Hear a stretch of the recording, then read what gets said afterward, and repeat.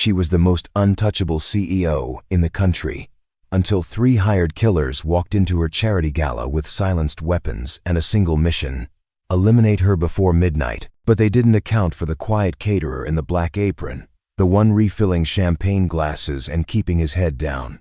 A single father, an ex-sniper, a man who had sworn he'd never look through a scope again.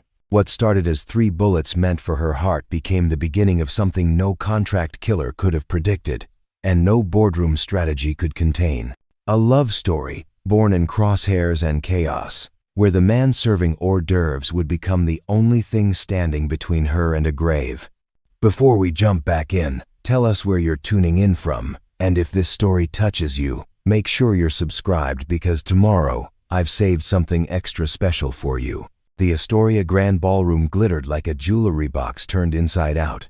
Crystal chandeliers the size of small cars hung from vaulted ceilings, casting fractured light across marble floors polished to mirror shine. Every table was draped in ivory silk. Every centerpiece cost more than most people's rent, and every guest wore a smile that said they belonged here. In this world of wealth and influence, at the annual Silvercrest Foundation Gala, Carter Rhodes did not belong here. He knew it. They knew it. But nobody said it out loud because he was wearing a black apron and carrying a tray of smoked salmon canapes, which made him invisible in all the ways that mattered. He moved through the crowd like smoke, refilling champagne flutes, clearing empty plates, nodding politely when someone snapped their fingers at him without looking. His dark hair was tied back neatly. His white shirt was starched and spotless. His hands were steady, efficient, unremarkable. Nobody noticed the way his eyes swept the room in calculated intervals. Nobody saw the way his body angled toward exits, or how his weight stayed balanced on the balls of his feet. Nobody ever noticed Carter Rhodes, and that was exactly how he preferred it. 5 years ago, he had been someone else entirely, someone with clearance levels and classified assignments. Someone who could put a round through a keyhole from 800 meters in high wind. Someone whose hands had ended lives with a pull of a trigger and the discipline not to hesitate. But that man was gone now, buried under hospital bills, custody hearings, and late-night shifts in restaurant kitchens. Now he was just a single father trying to keep his head above water and his daughter safe. His daughter, Summer, 10 years old, brilliant, stubborn, and fighting a blood disorder that required treatments he could barely afford even with 3 jobs. Tonight's gig paid double because of the high-profile guest list. He needed every dollar. So he smiled when required, stayed silent when ignored, and did not let himself think about how much he hated rooms like this. Rooms where people spent more on a single bottle of wine than he made in a month. At the front of the ballroom, on a raised platform beneath a spotlight that could blind a small aircraft, stood Vanessa Palmer. She was the reason 400 people had paid $10,000 a plate to be here tonight. CEO of Arcadia Industries, the fastest-growing tech conglomerate in the Western Hemisphere. Youngest woman to ever take a company public before age 30. Forbes cover. TED Talk veteran. A woman who, according to the press, had ice water in her veins and fire in her strategy. She wore a tailored midnight blue gown that somehow looked both elegant and armor-like. Her dark hair was pulled into a sleek twist. Her expression was calm, controlled, gracious. But Carter noticed something the others didn't. The way her fingers tightened slightly on the microphone. The way her gaze flicked toward the exit doors just a fraction too often. The way her breathing was a half-second too measured. She was afraid. And she was hiding it beautifully. Carter didn't know why he noticed. Maybe it was instinct. Maybe it was the same sense that used to tell him when a perimeter was compromised or when an asset was about to bolt. Either way, something was wrong. He moved to the side of the room, setting his tray down on a service table near the kitchen doors. His eyes scanned the crowd again, slower this time. That's when he saw them. 3 men. Different tables, different sections, but all of them alone. All of them watching Vanessa Palmer, with a kind of focus that had nothing to do with admiration. The first man sat near the back, close to the balcony doors. Mid-40 seconds, gray suit, expensive watch. His hand rested inside his jacket. Not casually, deliberately. The second man stood by the bar, nursing a drink he hadn't sipped once. Younger, clean-cut, athletic build. His eyes tracked Vanessa's every movement. The third man was near the stage itself, pretending to check his phone. But his thumb wasn't moving. He wasn't scrolling. He was waiting. Carter's pulse didn't spike. It steadied, slowed. The old rhythm, returning like muscle memory. He reached for his phone, opened the camera app, and zoomed in on the man by the balcony doors. The jacket shifted slightly. Carter saw it. The outline of a suppressor. Long. Professional. He moved. Not toward Vanessa, not yet. Toward the kitchen. He slipped through the swinging doors and found the head caterer, a stressed woman named Lila Curtis, barking orders at a line cook. "I need your earpiece," Carter said quietly. Lila turned, annoyed. "What?" "No, I need it to coordinate." Carter stepped closer, his voice dropping. "There are 3 armed men in that ballroom, and in about 90 seconds, they're going to kill Vanessa Palmer unless you give me that earpiece, and trust me." Lila's face went pale.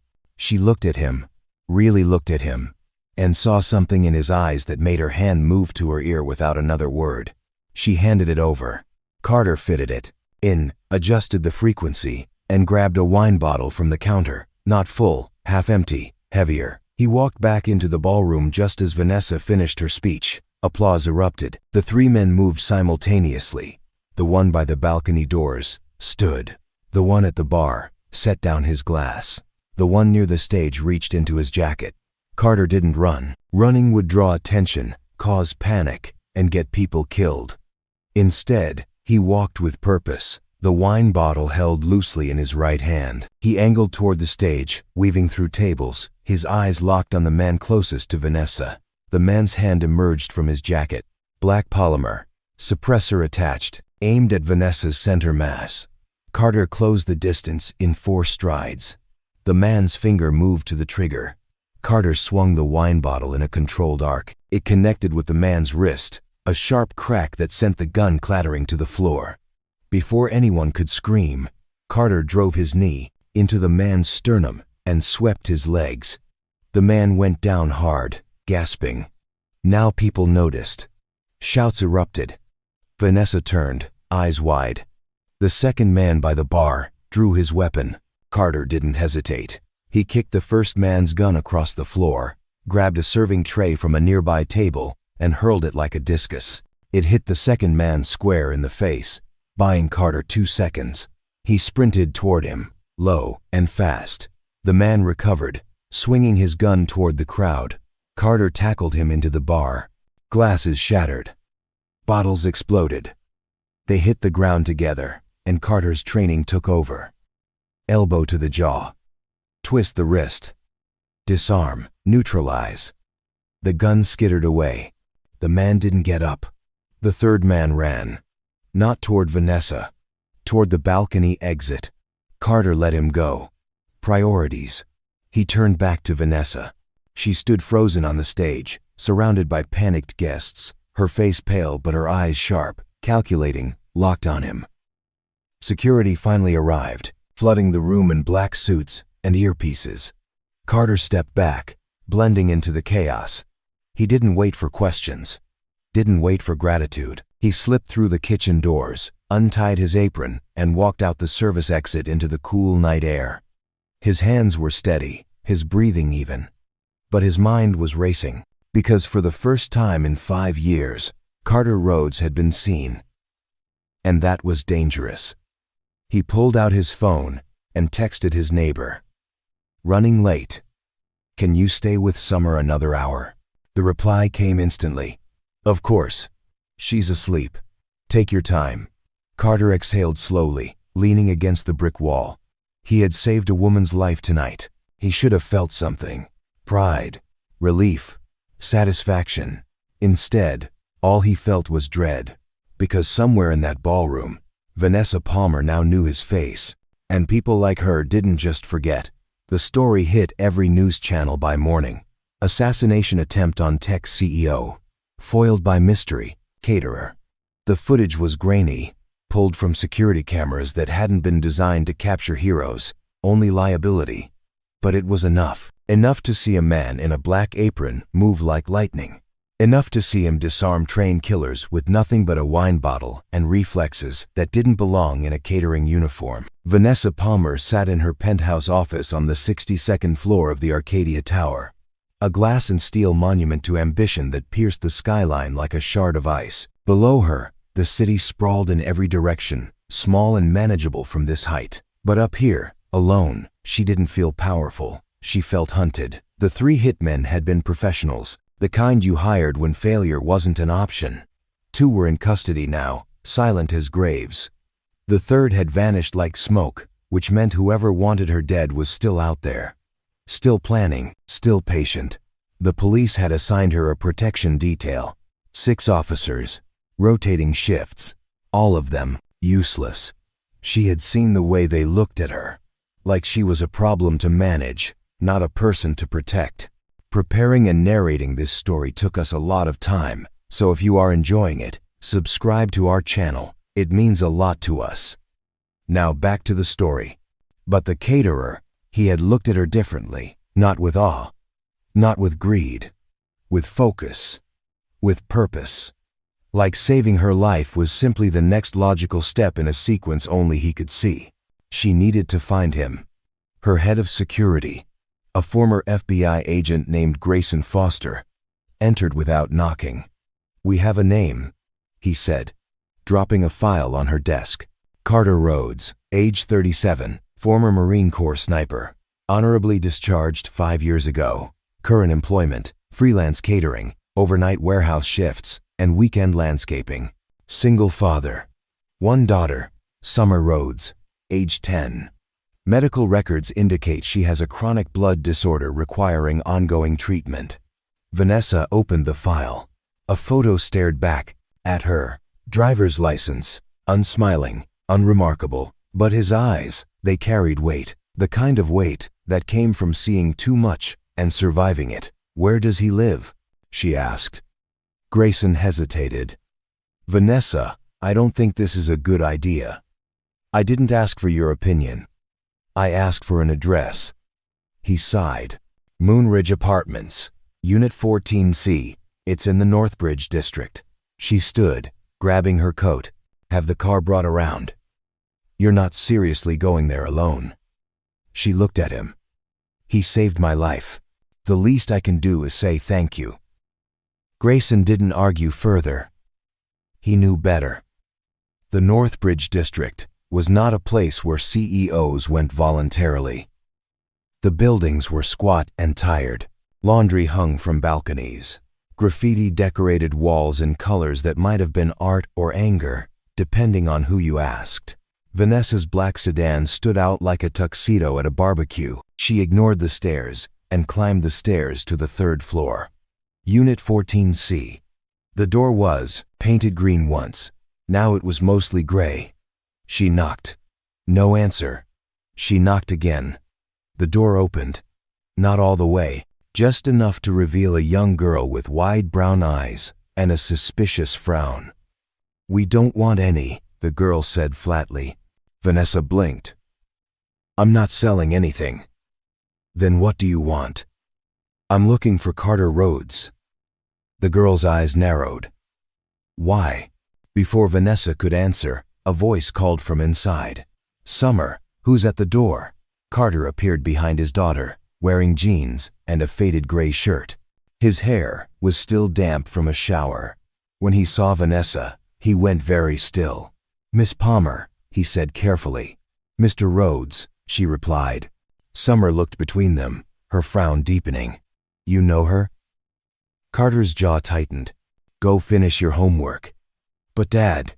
"Now, sweetheart." Summer huffed but obeyed, retreating into the apartment with one last suspicious glance at Vanessa. Carter stepped into the hallway, pulling the door closed behind him. "You shouldn't be here," he said quietly. "I came to thank you. You don't owe me anything. You saved my life." He looked away. "I did what anyone would do."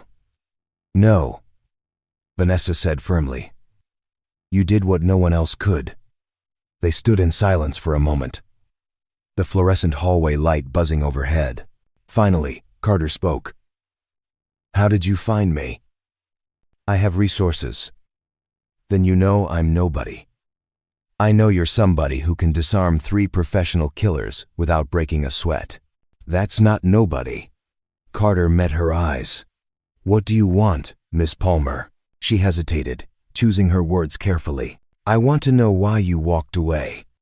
"Because I don't belong in your world. You belonged there more than anyone else in that room." He shook his head. "I have a daughter to think about. I can't afford attention. I can't afford questions. I just need to keep my head down and take care of her." Vanessa glanced at the closed door. "Summer." "Yes." "She's sick." Carter's expression hardened. "That's none of your concern." "It is if you're working 3 jobs to pay for treatment." His silence was answer enough. Vanessa reached into her coat and pulled out an envelope. She held it out. Carter didn't take it. "What is that?" he asked. "A thank you. I don't want your money. It's not charity. It's gratitude." "I don't want your gratitude either." She lowered the envelope but didn't put it away. "Then what do you want?" Carter leaned against the wall, exhausted in a way that had nothing to do with sleep. "I want to wake up every morning and know my daughter's going to be okay. I want to not have to choose between paying rent and paying for her medication. I want to stop feeling like I'm drowning." Vanessa's voice softened. "Then, let me help." "Why?" "Because you helped me." "That's not how the world works." "It's how my world works," she said. "And whether you like it or not, you're in it now." Before Carter could respond, the door behind him opened again. Summer peeked out. "Dad, I'm hungry." Carter sighed. "I'll make you something in a minute." Summer looked at Vanessa again, this time with more curiosity than suspicion. "Are you the lady from the TV?" Vanessa smiled faintly. "Yes." "You're prettier in person." Carter groaned. "Summer." "What?" "She is." Vanessa laughed, a real laugh. Not the polished corporate kind. "Thank you." Summer studied her. "Why are you really here?" "Summer," Carter warned. But Vanessa crouched down to the girl's eye level. "I came to meet your father. He did something very brave, and I wanted to tell him that." Summer looked at Carter. "Did you beat up bad guys again?" "Summer, he doesn't like to talk about it," Summer said to Vanessa. "But he's really good at it. He used to be a soldier." Vanessa's eyes flicked to Carter. "I know." Summer tilted her head. "Do you need him to beat up more bad guys?" Vanessa smiled sadly. "Maybe." "Then you should hire him. He needs a better job. His boss at the warehouse is mean." Carter rubbed his face. "That's enough." But Vanessa was already thinking, an idea forming, dangerous, unconventional, exactly the kind of move that had built her empire. She stood. "Mr. Rhodes, can we talk?" Privately, Carter glanced at Summer. "Go inside. I'll be right there." Summer obeyed reluctantly. Carter crossed his arms. "I'm not interested in whatever you're about to offer. You haven't heard it yet." "I don't need to." "The answer's no." Vanessa stepped closer. "I need protection, real protection, not cops playing bodyguard, not ex-agents who see me as a paycheck. Someone who knows what they're doing, someone who doesn't want anything from me, except to do the job right." Carter's expression didn't change. "Hire a security firm." "I did. They failed." "Then hire a better one." "I'm looking at him." Carter shook his head. "I don't do that anymore." "Why not?" "Because I have a daughter who needs me alive." Vanessa's voice dropped. "And she needs you able to pay for her treatment." The words hung between them like a blade. Carter's jaw clenched. "That's a low blow." "It's the truth." He was silent for a long moment. Finally, he spoke. "Even if I said yes, which I'm not, what exactly are you proposing?" Vanessa took a breath. "I need someone close. Someone who can be there without raising suspicion. Someone who blends in. A bodyguard who doesn't look like a bodyguard. Exactly. Carter frowned. What did you have in mind? She met his eyes. A husband. Carter stared at her like she'd just suggested they rob a bank together. I'm sorry. What? Vanessa didn't flinch. A husband. For appearances. A contract marriage. You're serious. Completely. Carter laughed. But it wasn't a happy sound. It was the laugh of a man who had seen too much absurdity in his life to be surprised anymore. You want to fake marry me so I can be your bodyguard. I want to hire you as my husband so you can protect me without anyone knowing that's what you're doing. There's a difference. He shook his head. This is insane. This is strategic. This is illegal. It's not. People enter into marriages of convenience all the time. As long as both parties consent and no fraud is being committed for immigration purposes, it's perfectly legal. I've already consulted with my attorneys. Carter leaned against the wall. Arms crossed. Carter leaned against the wall. Arms crossed. Of course you have. The arrangement would be simple, Vanessa continued, her tone shifting into the same calm authority she used in boardrooms. We stage a whirlwind romance. You move into my estate. You accompany me to public events. In private, you do what you do best. Keep me alive. In exchange, I pay you a salary of $500,000 per year, cover all of Summer's medical expenses, and provide private tutoring and care for her while you're working.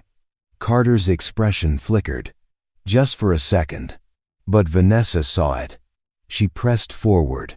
After 1 year, we stage an amicable divorce. You walk away with enough money to build a real life for your daughter. No more warehouse shifts. No more choosing between rent and medication. Just stability. And what do you get out of this? Carter asked. I get to stay alive long enough to figure out who wants me dead and why. I get someone I can trust in a world where trust is a luxury I can't afford. And I get to stop looking over my shoulder every time I walk into a room. Carter was quiet. Vanessa could see the gears turning behind his eyes. What about Summer? He asked finally. What about her? She's 10 years old. You're asking me to uproot her life, move her into a stranger's house, and lie to her about why? Vanessa softened. We don't have to lie. We can tell her the truth. That I need help, and you're helping me. That it's temporary, that it's a job. She's a smart girl. She'll know something's off. Then she'll also know her father is doing what he has to do to take care of her. She'll understand. Carter pushed off the wall, pacing the narrow hallway. This is crazy. You don't even know me. I know you threw yourself between me and 3 killers without hesitation. I know you work 3 jobs to keep your daughter alive. I know you're a good father and a good man. That's more than I know about most people in my life. He stopped, looking at her directly. Why me? You could hire a dozen ex-Special Forces guys who'd jump at this. Because they'd want the job for the wrong reasons. Money. Access. Prestige. You don't want this at all, which means you'll do it right. Carter rubbed his face. I need time to think. You have 24 hours. After that, I go with Plan B. What's Plan B? I don't have one yet. Despite himself, Carter almost smiled. Almost. Vanessa reached into her coat again, pulling out a business card. My private number. Call me when you decide. She turned to leave, then paused. For what it's worth, Mr. Rhodes, I don't make offers like this lightly. I'm not asking you to pretend to love me. I'm asking you to help me survive. And in return, I'll help you give your daughter the life she deserves. She walked away, her heels clicking against the concrete stairs. Carter stood there, card in hand, staring at nothing. Behind him, the door creaked open. Summer peeked out. Is she gone? Yeah. What did she want? Carter looked down at his daughter. Her face was pale today, tired. The treatments were getting harder, the bills were getting higher, and the choices were getting fewer. She offered me a job, he said quietly. Are you going to take it? I don't know yet. Summer stepped into the hallway, wrapping her arms around his waist. You should. Why?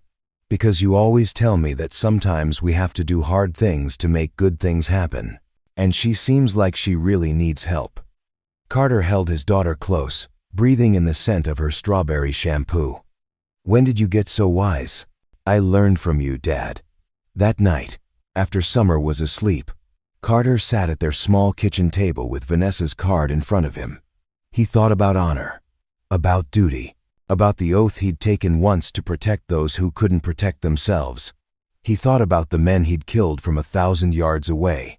Clean, efficient, necessary. He thought about the man he'd become after leaving that life behind. Tired, broke, desperate. And he thought about his daughter, sleeping in the next room, fighting a battle she didn't choose with weapons he couldn't afford. At 2:47 inches the morning, he picked up his phone and dialed. She answered on the first ring. Mr. Rhodes. I have conditions, he said. I'm listening. Summer comes with me everywhere. No exceptions. If you're at an event and she can't be there, I'm not there either. Agreed. I don't wear a ring. I don't play happy couple in front of cameras. I'll stand next to you. I'll keep you safe, but I'm not an actor. Understood. And if at any point I think this is putting my daughter in danger, I walk. No arguments, no negotiations. Fair enough. Carter took a breath. One more thing. Yes. Why do you really need this? You have money. You have power. You could disappear tomorrow and start over somewhere safe. So why stay? Why fight? There was a long pause. When Vanessa spoke again, her voice was different, quieter, more human. Because if I run, they win. Whoever they are, whatever they want, they win. And I've spent my entire life refusing to let anyone make me smaller than I am. I'm not about to start now. Carter nodded, even though she couldn't see it. Okay. Okay. I'll do it. 1 year. For Summer. Thank you, Mr. Rhodes. Call me Carter. Then call me Vanessa. One more thing, Vanessa. Yes? If this goes sideways, if your enemies come after my daughter because of this, I will end them. Do you understand? I will end them in ways that won't make the news because there won't be anything left to report. Vanessa didn't hesitate. I would expect nothing less. They hung up. Carter sat in the dark for a long time, wondering if he'd just made the best decision of his life or the worst. In her penthouse, Vanessa stood by the window, looking out at the city that had tried to kill her. She pressed her palm against the cold glass. Let them come, she whispered. Because now, she had something they didn't expect, a weapon they'd never see coming. A man who'd already lost everything once and refused to lose it again. The game had changed, and Vanessa Palmer always played to win. The iron gates of Whitestone Estate opened with a whisper that felt like a judgment. Carter gripped the steering wheel of his 15-year-old pickup truck, its engine rattling like loose change in a tin can, and tried not to think about how much the security camera at the entrance probably cost compared to his entire vehicle. Summer sat in the passenger seat, nose pressed against the window, eyes wide. Dad, this place has a fountain. I see it. A fountain with statues. Yep. Is that a peacock?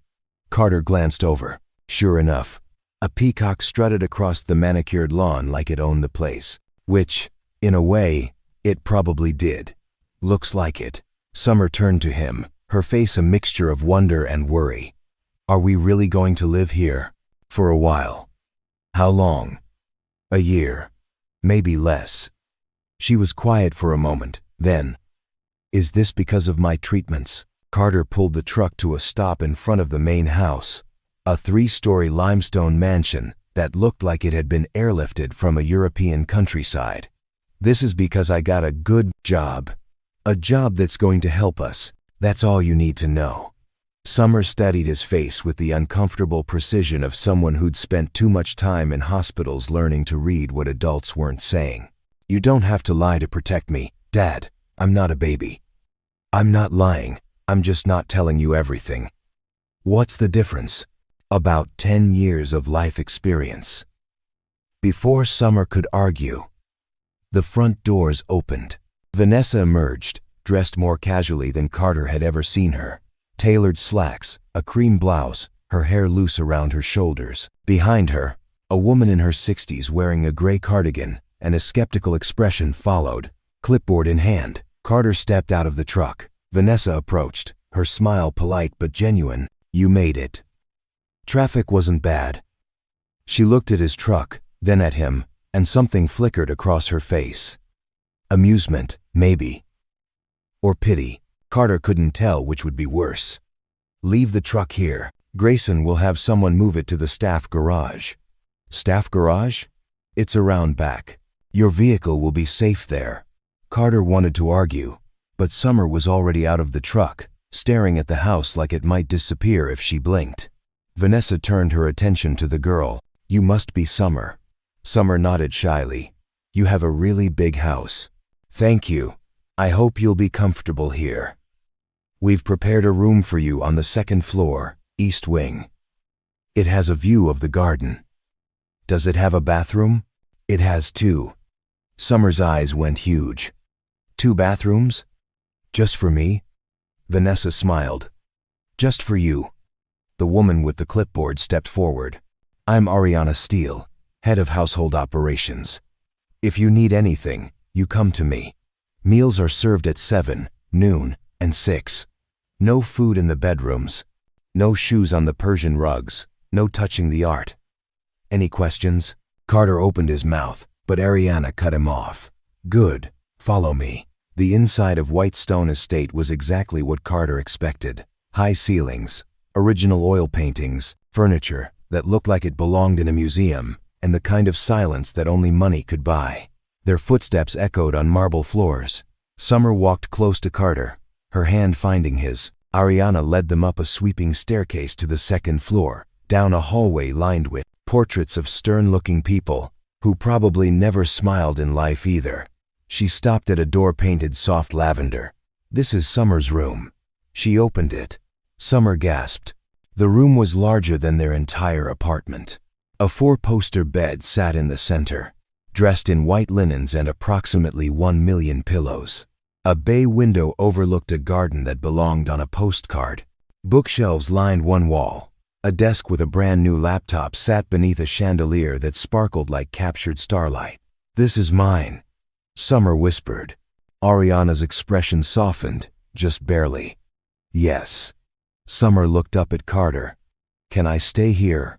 "Really? Really?" he said quietly. She ran into the room, touching everything like she needed to confirm it was real.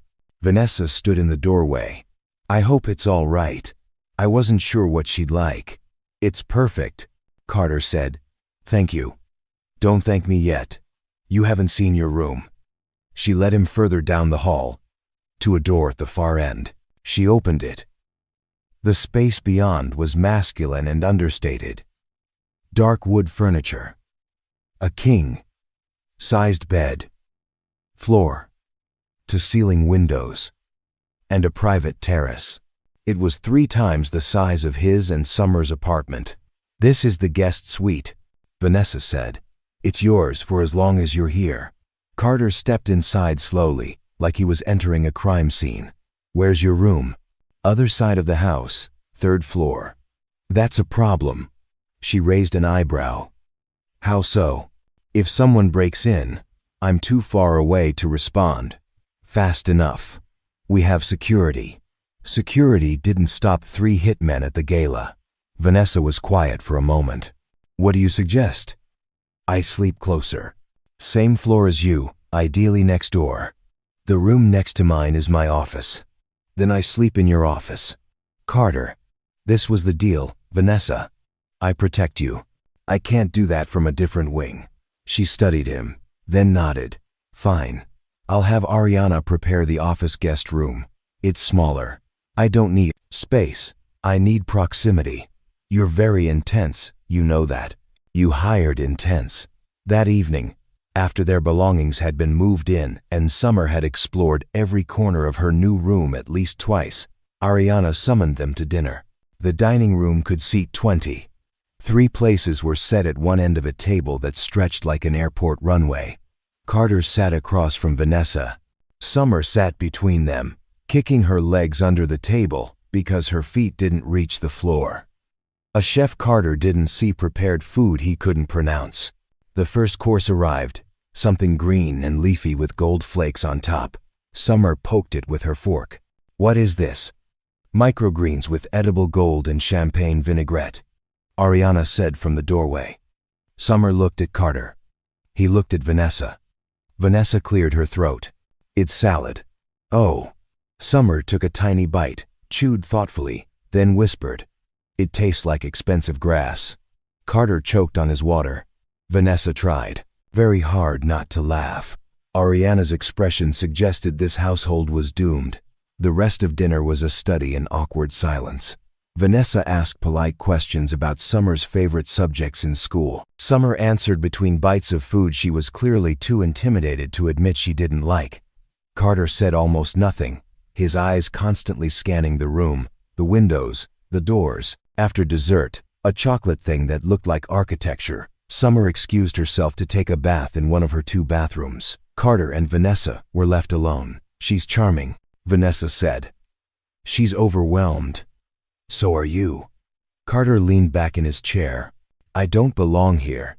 "You keep saying that." "Because it keeps being true." Vanessa set down her wine glass. "You belong wherever you decide to be. That's how belonging works. Easy to say when you were born into this." Her expression hardened. "I wasn't." Carter blinked. "What?" "I wasn't born into wealth, Carter. I built it. My father was a mechanic. My mother cleaned houses. I put myself through community college working 3 jobs, just like you. I got into Stanford on scholarship, graduated top of my class, and clawed my way up from nothing." Carter was quiet. "I didn't know that. Most people don't. I don't advertise it. People prefer the story where I inherited everything. It makes them feel better about their own choices. Why are you telling me? Because you're going to be living here, standing next to me. And if you're going to protect me, you need to understand something. I don't take this life for granted. I earned every inch of it, and I'll be damned if someone takes it from me." Carter met her eyes. For the first time since they met, he saw past the polish, past the control. He saw the fighter underneath. "Okay," he said simply. "Okay. Okay. I get it." Later that night, Carter checked on Summer. She was already asleep, buried under blankets that probably cost more than a car payment. Her face peaceful in a way it hadn't been in months. He closed her door quietly and walked to his new room, the smaller one next to Vanessa's office. It was barely larger than a closet, but it had a bed and a clear line of sight to her door. Good enough. He lay down fully clothed, phone on his chest, and didn't sleep. Old habits. At 2:00 the morning, he heard footsteps. Soft. Hesitant. He was on his feet instantly, door open before the person could knock. Vanessa stood there in silk pajamas and a robe, her face pale. "Can't sleep?" he asked. "I keep hearing things." "What kind of things?" "I don't know. Probably nothing. Maybe the house settling." Carter stepped into the hallway, listening. He heard it. A faint scrape. "Downstairs." "Stay here," he said quietly. "Carter, stay here." He moved down the hallway, down the stairs, silent as a shadow. The sound was coming from the kitchen. He reached for a weapon he no longer carried, settled for a heavy bookend from a side table. He rounded the corner. Ariana stood at the counter, making tea. She looked up, unsurprised. "Can't sleep either?" Carter lowered the bookend. "You scared her. The house makes noise. Old pipes. It happens." "Does it happen every night?" "Often enough." Carter set the bookend down. "I'll do a perimeter check anyway." He spent the next hour walking every room, testing every window, checking every lock. Everything was secure. But secure didn't mean safe. It just meant they hadn't found a way in yet. When he returned upstairs, Vanessa was still awake, sitting on the floor outside her office. "Everything okay?" she asked. For now. She looked up at him. I'm sorry, I woke you. You didn't. I wasn't sleeping. Do you ever sleep? Not really. Not since. He stopped. She waited. Not since I came home and found out some things can't be fixed with bullets. Vanessa stood slowly. Your wife. Carter nodded. How did you know? Grayson's background check was thorough. I'm sorry. Don't be. It was a long time ago. Doesn't make it hurt less. They stood in the dim hallway. Two people who'd built walls so high they'd forgotten what it was like to let someone see over them. This is going to be strange, Vanessa said softly. Yes. But maybe it doesn't have to be terrible. Carter almost smiled. Almost. Let's just try to keep you alive first. We'll worry about terrible later. She laughed quietly. Deal. She went back into her office. Closed the door. Carter returned to his small room, lay back down, and listened to the house breathe around him. Somewhere in the garden, the peacock screamed. Carter closed his eyes. Strange didn't even begin to cover it. The charity luncheon at the Silver Lake Country Club was the kind of event where everyone smiled and no one meant it. Women in pastel dresses and men in blazers, the color of money, gathered under white tents to raise funds for causes they'd forget about by dessert. Vanessa moved through the crowd with practiced ease, shaking hands, laughing at jokes that weren't funny, playing the part she'd perfected over a decade of corporate warfare. Carter followed 3 steps behind, wearing a suit that Vanessa's tailor had somehow produced overnight. It fit perfectly, which bothered him more than it should have. He wasn't here to look good, he was here to watch. And what he saw concerned him.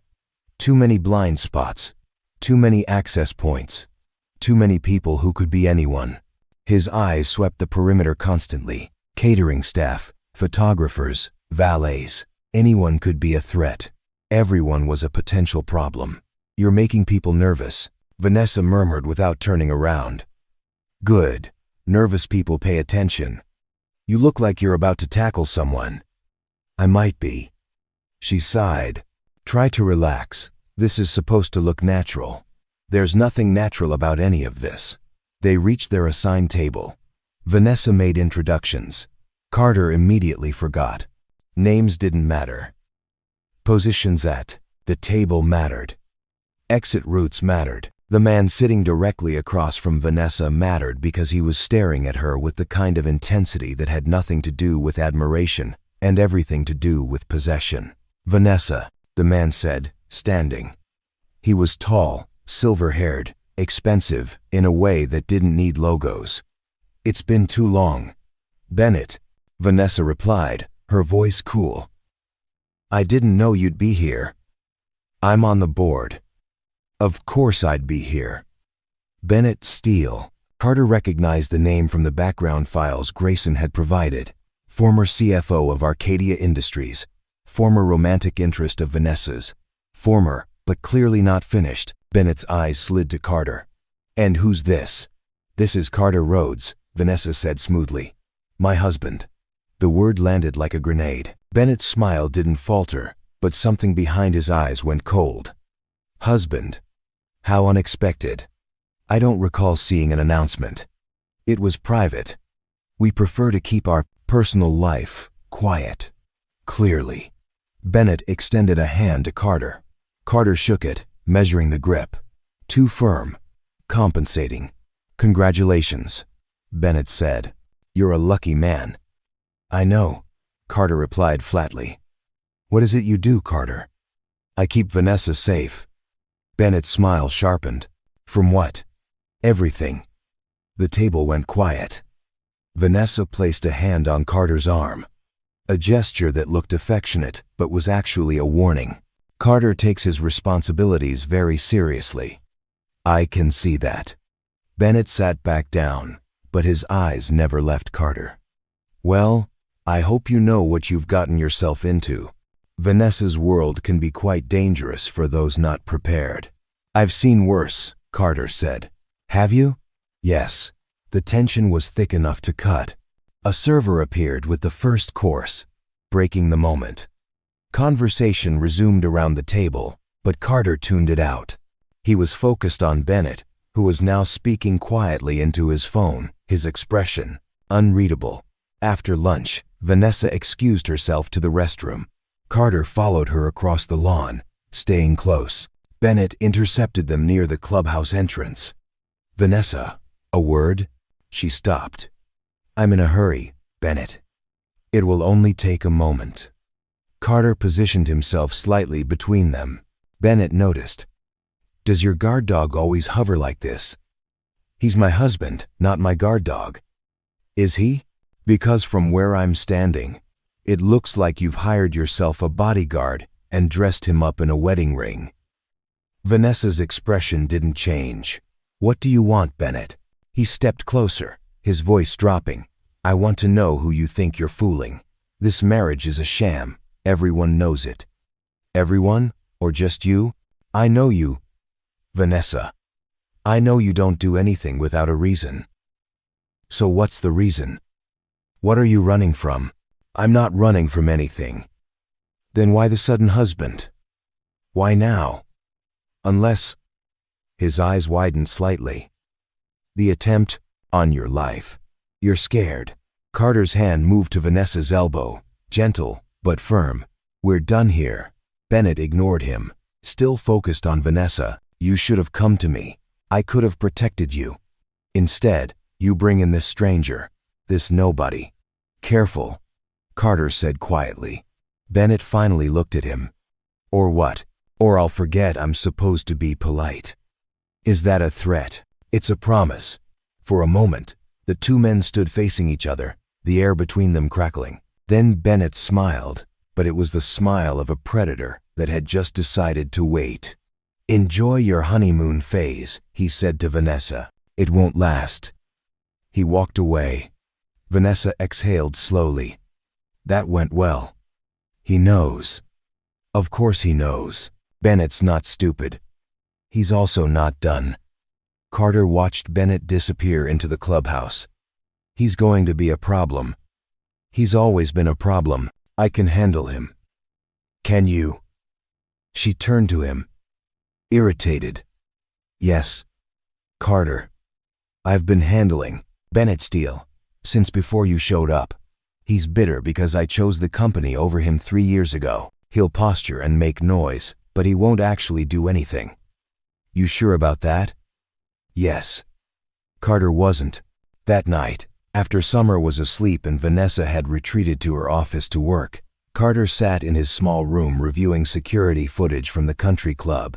Grayson had sent it over encrypted email. He watched it 3 times. The third time, he saw it. Bennett, standing near the service entrance, speaking with someone off camera. The angle was wrong, to see who. But the body language was clear. Money exchanging hands, instructions being given. Bennett checked his watch, nodded, and walked away. Carter's blood went cold. He grabbed his phone, called Grayson. "I need you to pull all footage from the Silver Lake Country Club today. Focus on Bennett Steele." "What am I looking for?" "A transaction. Service entrance. Around 1:30 p.m. Give me an hour." Carter hung up, stood, and walked to Vanessa's office. He knocked once. "Come in." She was at her desk, laptop open, glasses perched on her nose. She looked up. "What's wrong?" "We need to talk about Bennett. I told you, I can handle him." "No, you can't." He showed her the footage on his phone. She watched it twice, her expression growing darker. "What is he doing?" "Hiring someone. I don't know who or for what, but I can guess." Vanessa set down her glasses. "You think he's behind the attempt on my life?" "I think he's a man who didn't like losing you, doesn't like being replaced, and has the resources to do something about it.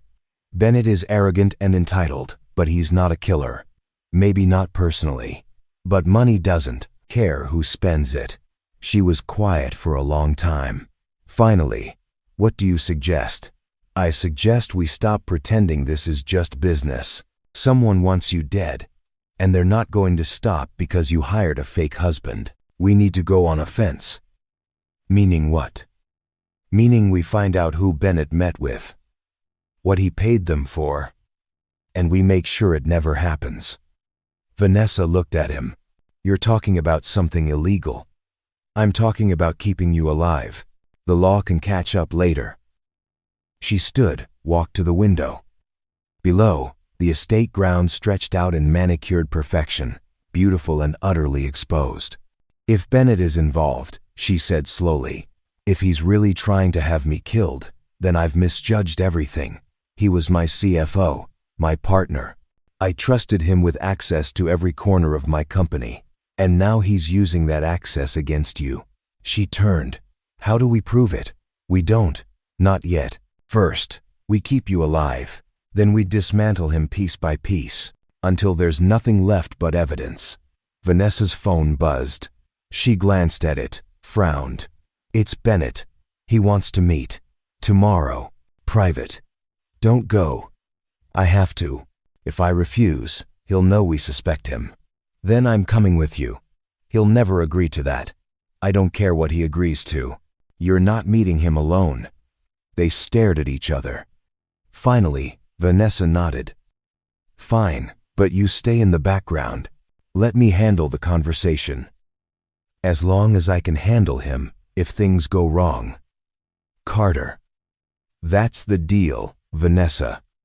I protect you. That means all the time, not just when it's convenient." She didn't argue. The next morning, Carter watched from a table 20 feet away as Vanessa met Bennett at an outdoor cafe in the Harborside district. They spoke for 10 minutes. Carter couldn't hear the words, but he could read the body language. Bennett was agitated, aggressive. Vanessa was calm, controlled, giving nothing away. Then Bennett leaned forward, said something that made Vanessa's face go pale. She stood abruptly. Bennett grabbed her wrist. Carter was moving before conscious thought. He crossed the distance in seconds, his hand closing over Bennett's wrist with enough pressure to make the man gasp. "Let go," Carter said quietly. Bennett looked up at him, fury in his eyes. "This doesn't concern you. Everything concerning her concerns me. Let go." Bennett released Vanessa's wrist. Carter released Bennett's. "You're making a mistake," Bennett said to Vanessa. "Aligning yourself with people like him. You think he's going to save you? He's just another hired gun." "Better a hired gun than a hired killer," Carter said. Bennett went very still. "What did you just say?" "You heard me. I don't know what you think you know. I know enough." Bennett stood, threw cash on the table. "This isn't over, Vanessa. Not by a long shot." He walked away, but not before Carter caught the look he gave them. It wasn't anger. It was calculation. The look of a man who just decided to accelerate his timeline. Carter turned to Vanessa. "What did he say to you?" Her voice was barely a whisper. "He said Summer's treatments are expensive. He said it would be a shame if something happened to interrupt them." Carter's vision went red for half a second. When it cleared, his voice was ice. "Pack a bag. We're moving Summer somewhere safe. Tonight." "Where?" "Somewhere Bennett Steele will never find her. And then we're ending this." The safe house was a cabin 2 hours north, buried in forest thick enough to swallow sound and secrets equally. Grayson had arranged it within 3 hours of Carter's call. No paper trail, no digital footprint, just keys and coordinates. Summer sat on a worn couch, wrapped in a blanket, confusion written across her face. "Why are we here, Dad?" "Because it's safer." "Safer than that huge house with all the security?" Carter knelt in front of her. "Sometimes the safest place isn't the biggest. It's the one nobody knows about." A woman emerged from the kitchen, older, severe-looking, with steel gray hair pulled into a tight bun. She wore practical clothes and moved with military precision. "I'm Edith Walsh," she said to Summer. "I'll be staying with you while your father works." Summer looked at Carter. "You're leaving?" "Just during the day. I'll be back every night." "Promise?" "Promise." Edith's voice softened slightly. "I make excellent pancakes.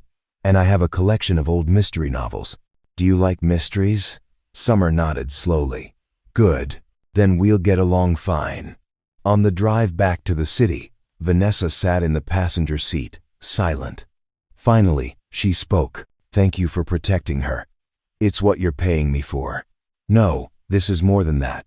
Bennett threatened her to get to me. That makes it personal. Carter's hands tightened on the wheel. Yes, it does. They arrived at Whitestone Estate near midnight. The house was dark, except for a single light in the library. Ariana met them at the door. You have a visitor, she said, her tone disapproving. Who? Vanessa asked. She said her name is Scylla Harmon. She said it's urgent. She's been waiting for 3 hours. Vanessa and Carter exchanged a glance. The name meant nothing to Carter, but Vanessa's face had gone pale. Where is she? Library. The woman in the library was ancient, a word Carter didn't use lightly. She sat in a high-backed chair like a queen on a throne, her white hair cascading over her shoulders, her dark eyes sharp despite the wrinkles that mapped her face like topography. She wore layers of black lace and held a carved wooden cane across her lap. Vanessa, the woman said, her voice surprisingly strong. It's been too long. And Scylla, Vanessa replied, her tone carefully neutral. I didn't know you were in the country. I wasn't. Then I heard someone tried to kill you, and I decided it was time to come home. Scylla's eyes moved to Carter. And you must be the mysterious husband. Carter Rhodes. Sit, both of you. We have much to discuss, and I'm too old to waste time on pleasantries. Saturday, Scylla studied them for a long moment. This marriage is fake. Of course, Vanessa stiffened. And Scylla. Don't insult me with denials. I've lived long enough to know the difference between love and strategy. The question is, why? Why this particular strategy? Carter spoke. Someone wants her dead. I'm here to prevent that. How direct? I like you already. Scylla turned to Vanessa. Have you told him? Told me what? Carter asked. Vanessa looked away. And Scylla, this isn't the time. When is the time? When you're in the ground. When he can't protect you because he doesn't know what he's protecting you from. What are you talking about? Carter demanded. Scylla leaned forward. Your wife, Mr. Rhodes, is not just a CEO. She's an heiress to something far older and far more dangerous than a technology company. Aunt Scylla, please. Her great-grandfather built an empire, yes. But he built it on foundations that weren't entirely legal. Foundations involving people who don't forget debts, people who don't forgive slights. Carter looked at Vanessa. Is this true? Vanessa's voice was barely audible. My great-grandfather, Theodore Harmon, started as a bootlegger during Prohibition. He made connections with organized crime families to move product. When Prohibition ended, he went legitimate, but the connections remained. Favors were owed, debts were called in. By the time my father inherited the business, it was clean. Mostly, Carter repeated. There are still threads, Scylla said. Still, people who believe the Harmon family owes them. Still accounts that were never settled. And someone's collecting, Carter said. Scylla nodded. Bennett Steele discovered this 3 years ago. He found documents, old ledgers, records my grandfather thought were destroyed. He's been using them as leverage ever since. Vanessa's hands were shaking. I didn't want anyone to know. I've spent my entire career trying to distance myself from that legacy. Trying to build something clean. Something mine. And Bennett's been bleeding you dry quietly, Carter said. Not money, influence, access. He's been positioning himself to take over, piece by piece, using your family's past as blackmail. Vanessa nodded. When I refused to marry him, when I made it clear he'd never control Arcadia, he threatened to go public. That's when the threats on my life started. Carter stood, pacing. So Bennett's not just a jealous ex. He's a blackmailer who's decided that if he can't have your company one way, he'll take it another. By eliminating me, Vanessa said quietly. With my death, the company would go into chaos. The board would scramble for control. Bennett could position himself as the steady hand, the obvious choice to take over. And the family secrets would die with you, Scylla added. No one left it to Bennett placed. Bennett could position himself as the steady hand, contradict whatever story he decides to tell. Carter turned to them. Where are these documents? The ones Bennett found? I don't know, Vanessa admitted. He's never shown them to me directly. Just hints. References. Enough to prove he has them. Then we find them, Carter said. We find them, we destroy them, and we destroy Bennett's leverage. Scylla smiled. I knew I liked you. You think like a soldier. I am a soldier. No, Scylla corrected. You were a soldier. Now you're something more dangerous, a soldier with something to lose. She stood, leaning heavily on her cane. I have copies of everything. Theodore was my father. I know where all the bodies are buried, literally and figuratively. She moved to the bookshelf, pressed something that made a section swing open. Behind it, a safe. She dialed the combination with practiced ease and withdrew a leather portfolio. Everything Bennett has and more. Dates, names, amounts. The entire ugly history of how this family's fortune began. She handed it to Vanessa. It's time to stop running from your past. You can't outrun blood, but you can decide what you do with it. Vanessa took the portfolio with trembling hands. Why now? Why give this to me now? Because you're finally ready to fight. And because she gestured to Carter, gives you a weapon Bennett never expected. Someone who doesn't care about your money, your name, or your reputation. Someone who just cares about keeping you alive. Carter met Scylla's eyes. That's all that matters. Then use these documents wisely. Expose Bennett before he exposes you. Strike first. Strike hard. And leave nothing for him to use against you. She moved toward the door, then paused. One more thing, Mr. Rhodes. You should know that the man Bennett hired after your encounter at the cafe, he's not just any assassin. His name is Jackson Sullivan. Former intelligence operative. Ghost protocols. If he's coming for Vanessa, you need to be ready for someone who thinks exactly like you do. The door closed behind her, leaving Carter and Vanessa alone with the weight of revelations that changed everything. Vanessa opened the portfolio, her hands still shaking. Inside, decades of secrets stared back at them. I'm sorry, she whispered. Sorry for what? For dragging you into this. It's so much worse than I told you. My family. My history. It's all poison. Carter took the portfolio from her, set it aside, and made her look at him. I don't care about your family's past. I care about your future. And I care about making sure you have one. Carter. Tomorrow, we go through every page. We build a case. We find Bennett's copies and we burn them. Then we go public with our version first. We control the narrative. And if it destroys my reputation, better your reputation than your life. She closed her eyes, tears finally breaking through. I've worked so hard to be more than my name. You are more than your name. You're the woman who built an empire on her own terms. You're the woman who didn't back down when someone tried to kill her. That doesn't change because your great-grandfather was a criminal. How can you be so sure? Because I've done things I'm not proud of too. We all have ghosts. The difference is what we do with them. Do we let them haunt us, or do we put them to rest? Vanessa leaned against him, just for a moment, letting herself be vulnerable in a way she probably never had before. Thank you, she whispered. For what? For not running, for not judging, for just staying. Carter's arms came around her, careful, protective. I'm not going anywhere. They stood like that, two people carrying the weight of their own private wars, until Vanessa finally pulled away and wiped her eyes. We should get some sleep. Tomorrow's going to be a long day. Vanessa, Carter said as she reached the door. She turned. Whatever happens, whatever comes next, you're not alone anymore. Remember that.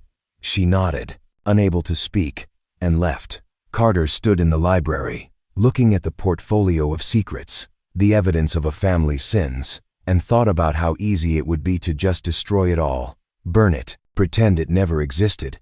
But that's not how you won wars. You won by knowing your enemy better than they knew themselves. And now, thanks to Scylla Harmon, they had something Bennett didn't know they had: the truth. All of it. Tomorrow, the real battle would begin. The Arcadia Industries shareholders' meeting was held in the grand auditorium of the Meridian Center, a glass cathedral of corporate ambition that seated 800 people and broadcast to thousands more online. Every seat was filled. Every camera was live. This wasn't just a quarterly update.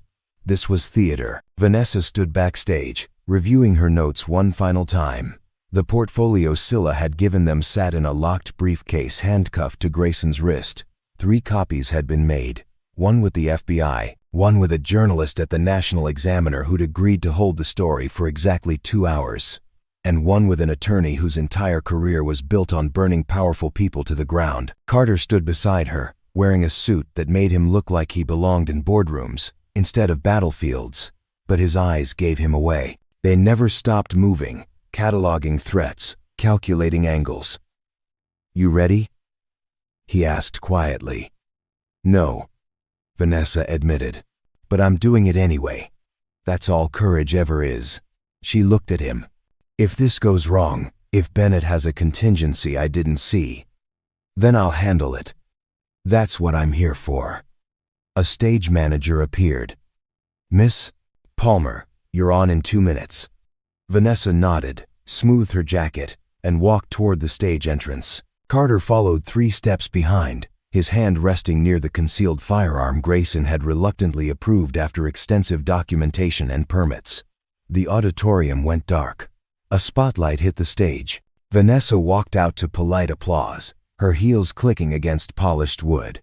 She took her place behind the podium, adjusted the microphone, and began. "Good afternoon. Thank you all for coming. Today's meeting will be different from our usual quarterly reports. Today, we're going to talk about truth, legacy, and accountability." In the third row, Bennett Steele sat perfectly still, his expression unreadable, but his hands gripped the armrests just a little too tightly. Vanessa continued, "My great-grandfather, Theodore Harmon, built the foundation of what would eventually become Arcadia Industries. The official story is that he was a visionary entrepreneur. The real story is more complicated. He was a bootlegger during Prohibition. He made deals with organized crime. He built wealth on illegal foundations." Murmurs rippled through the audience. Cameras zoomed in. Bennett's face had gone carefully blank. "I learned about this legacy 3 years ago when documents surfaced proving these connections. Documents that someone has been using to blackmail me, to manipulate this company, and ultimately to orchestrate attempts on my life." The murmurs turned to gasps.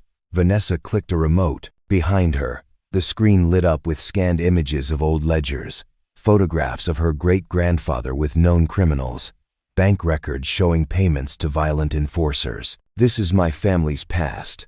I'm not proud of it, but I'm not hiding from it anymore, because hiding from it gave power to someone who's been using it to destroy everything I've built." She clicked again. New images appeared.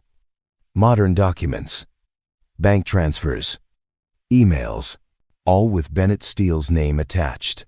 For 3 years, Bennett Steele, my former CFO and former romantic partner, has held these documents over my head. He demanded influence. He demanded access. When I refused to give him control of this company, he threatened to go public. When I still refused, he escalated to violence. Bennett stood abruptly. "This is absurd. You can't prove any of this." "Can't I?" Vanessa clicked again. Footage from the Silver Lake Country Club appeared, showing Bennett exchanging money with a man whose face was now clearly visible. "This is Jackson Sullivan, a known contract operative with connections to 3 unsolved corporate assassinations. You met with him the day after I married Carter. You paid him $50,000 in cash. Would you like to explain what that was for?" The auditorium erupted. Security moved toward Bennett, who was already backing toward the exit. But Carter was faster. He stepped out from backstage, blocking the aisle. Bennett saw him and stopped. "You have no authority here." Bennett hissed. "I have enough," Carter replied. From the back of the auditorium, 2 FBI agents appeared. "Bennett Steele, we need you to come with us for questioning regarding conspiracy to commit murder and extortion." Bennett's face transformed from fury to panic in seconds. "This is a setup. She's manipulating you. Those documents are fake." "They're not," said a voice from the side entrance. Scylla Harmon walked in, leaning on her cane, looking every bit the matriarch she was. "I authenticated them personally. Every signature, every transaction. All real, all documented, and all provided to federal authorities this morning." Bennett looked at Vanessa, at Carter, at the cameras broadcasting his downfall in real time. "You'll regret this. All of you. When the truth about your family comes out." "It already has," Vanessa said calmly. "I just told it. On my terms. With full transparency. That's the difference between you and me, Bennett. I'm not afraid of my past. You're terrified of your present." The FBI agents took Bennett by the arms. He didn't resist, but his eyes promised retribution even as they led him away. The auditorium was chaos. Journalists shouting questions. Shareholders demanding answers. Board members conferring in panicked clusters. Vanessa raised her hand, and slowly, impossibly, the room quieted. "I know this is shocking. I know you have questions, but I want to be clear. Arcadia Industries is not my great-grandfather's company. It's not built on his methods or his morals. It's built on innovation, on integrity, and on a commitment to doing better than the generation before us. I've spent my career proving that your past doesn't define your future. Today, I'm asking you to let me continue proving it." The silence stretched. Then, from the front row, an older woman stood, one of the founding shareholders, a woman who'd been with the company for 40 years. She began to clap, slowly at first, then louder. Others joined. Not everyone, not even most, but enough. Vanessa stepped away from the podium, her legs shaking. Adrenaline finally catching up with her. Carter met her at the stage stairs. "You did it," he said quietly. "Did I? Or did I just destroy everything? You took control. That's what matters." Backstage, Grayson was on 3 phones simultaneously, coordinating with legal, with PR, with security. He covered one receiver. FBI wants a full statement. Press wants an exclusive. The board wants an emergency session. "Tell them all I'll comply," Vanessa said. "But not today. Today, I'm going home." She walked out the back exit with Carter beside her, Grayson running interference with the journalists who'd staked out every door. The car was waiting, engine running. They climbed in. The doors closed, muffling the chaos outside.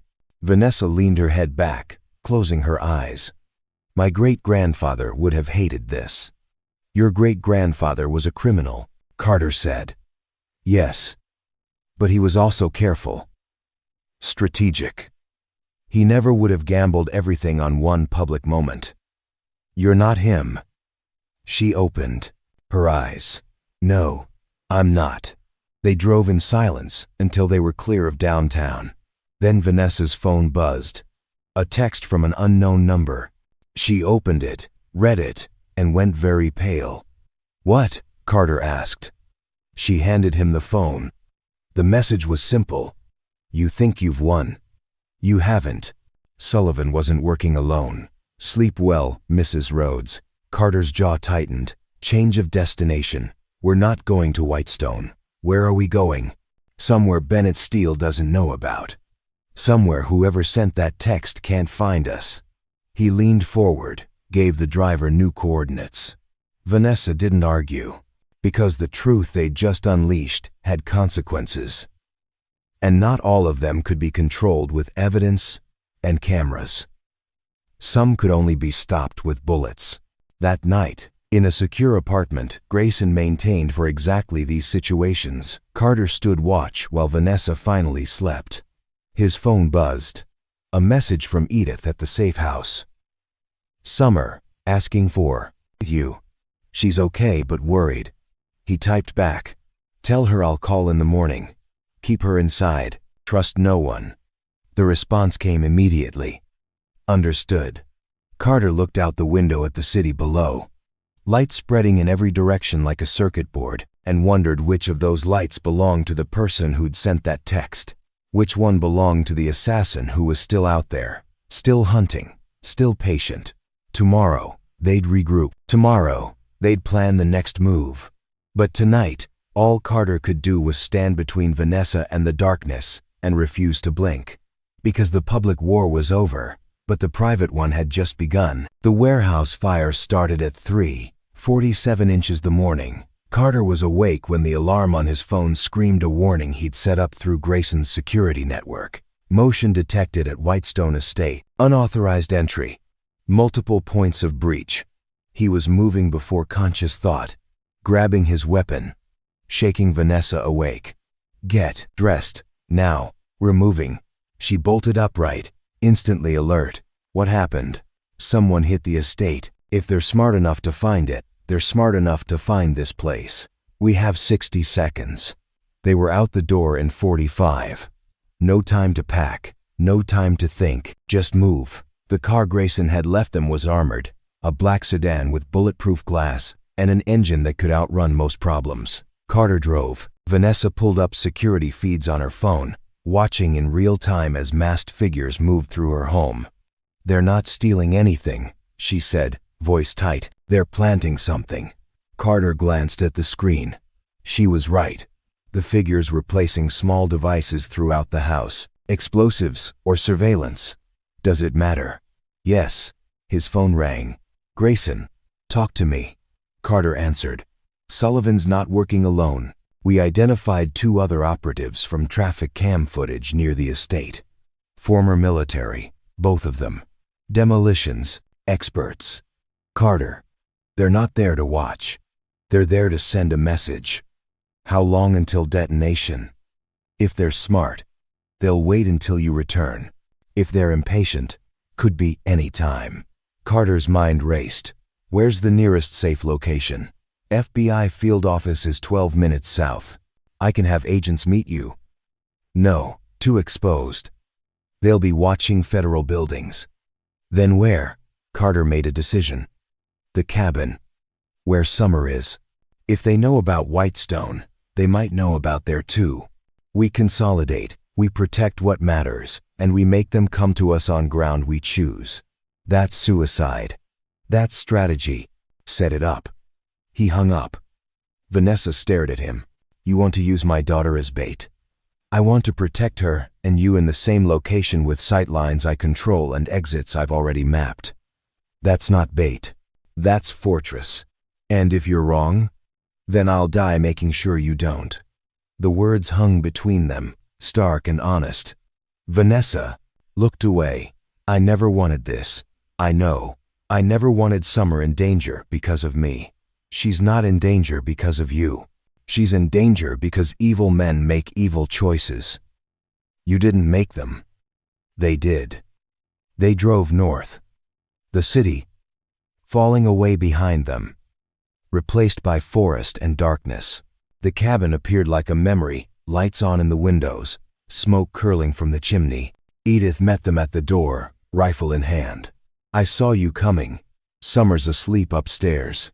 Keep her there, Carter said. We're about to have company. How many? 3, maybe more. Edith nodded once. I'll take the upstairs windows. You take ground level. You've done this before, Carter observed. 20 years with the State Department's Diplomatic Security Service. I'm retired, not dead. Carter almost smiled. He turned to Vanessa. Basement. There's a safe room Grayson had installed. Reinforced walls, separate ventilation, satellite phone. You go there, you lock the door, and you don't come out until I come get you. Absolutely not. Vanessa. No. This is my fight. These are my enemies. I'm not hiding while you risk your life. You're the target. That makes you the liability. I'm also the only other person here who knows how to shoot, she said, pulling a compact handgun from her purse. Grandfather Theodore insisted. Just because he was a criminal doesn't mean he was stupid about safety. Carter looked at the weapon, then at her. You know how to use that. I hit what I aim at. Fine, you take the west windows. Don't shoot unless you have a clear target and I'm not in the line of fire. If things go wrong, you run for the safe room. No heroics. Agreed? Agreed. They took their positions. Edith upstairs with a hunting rifle and night vision scope. Carter at the front entrance with his service weapon and a backup he'd retrieved from a hidden compartment in the car. Vanessa at the west window. Heart hammering. Hands surprisingly steady. The waiting was the worst part. Carter knew it would be. Waiting was when the mind invented horrors worse than reality. When doubt crept in. When the body betrayed you, with trembling and sweat. But his training held. Breathing slow. Pulse controlled. Eyes on the tree line. Movement. Subtle. A shadow that didn't match the wind patterns. Carter raised his weapon. Contact. Northeast. 50 meters. Edith's voice crackled through the radio. Confirmed. I count 3. Staggered approach. Wait for my signal. The figures moved closer, professionals who knew how to use darkness and terrain. But Carter had been the one hunting humans in worse conditions than this. He knew the rhythm. The patterns. The moment when confidence became carelessness. The first figure reached the porch stairs. Carter fired twice. Center mass. The figure dropped. The other 2 scattered, returning fire. Glass shattered. Wood splintered. Vanessa ducked, aimed, fired at a muzzle flash. She heard a grunt. Hit or miss, she couldn't tell. Edith's rifle cracked from above. Another figure went down.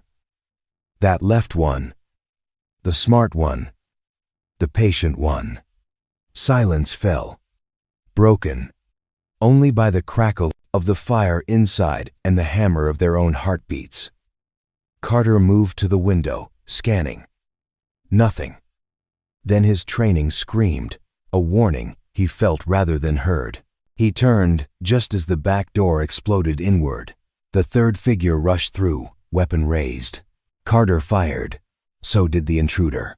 Both rounds found their marks. Carter felt the impact in his shoulder, a white-hot spike of pain that spun him sideways. His return shot caught the intruder in the throat. The man dropped, choking, dying. Carter! Vanessa was at his side instantly. His shoulder was bleeding heavily. The bullet having punched through muscle and possibly bone. He pressed a hand to the wound. Teeth gritted. I'm fine. You're shot. I've been shot before. Check him. See if he's got ID or a phone. Vanessa moved to the fallen intruder, searching his pockets while Edith covered from the stairs. She found a phone, locked, and a wallet with no identification. But tucked inside the wallet was a small card. Just a number. A phone number. What is this? She asked. Call it, Carter said through the pain. She dialed. It rang once. A voice answered. Male. Cultured. Familiar. I assume if this phone is calling me, Sullivan and his team are dead. Vanessa's blood turned to ice. Bennett. Hello, Vanessa. Surprised? You're in federal custody. I'm out on bail, pending trial. Amazing what a good attorney and a 7-figure retainer can accomplish. Did you really think a press conference and some old documents would stop me? Where are you? Somewhere you'll never find me. Somewhere I can watch you unravel from a safe distance. Carter grabbed the phone from Vanessa, his good hand steady despite the blood loss. Listen carefully, Bennett. You failed. Your men are dead. Your leverage is gone. And the only thing keeping me from hunting you down right now is the woman who asked me not to kill you on principle. But if you come at her again, if you threaten her or anyone she cares about, I will forget that promise. Do you understand me? Bennett's laugh was cold. Big words from a man bleeding out in a cabin. How long do you think you can protect her, Rhodes? How long until you miss something? Until you're too slow. I have patience. I have resources. And I have nothing left to lose.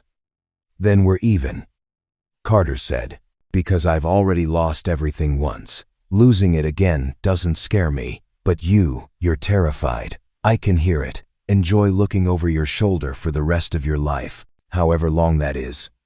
He hung up. Vanessa was already tearing cloth for a bandage. Edith appeared with a first aid kit. Bullet went through. That's good. No fragments. Bad news is you're going to need stitches and antibiotics. Later, Carter said. First, we secure the perimeter. You can barely stand, Vanessa protested. I can stand fine. Help me up. She did. And together, they checked the bodies. All three were dead.